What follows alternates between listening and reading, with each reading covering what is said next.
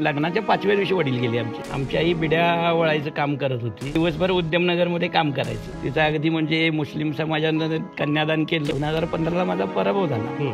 पण पराभव झाला म्हणून मी खचून गेलो नाही. आणि जाताना त्या व्यक्तीला दिसतं, त्या डॉक्टरला दिसतं की ते माझे वडील आहेत. अंगावर काटे आणणारा हा प्रसंग काय होता नेमका? 5 नगरसेवकांनी ते आंदोलन मोडण्याचा प्रयत्न केला.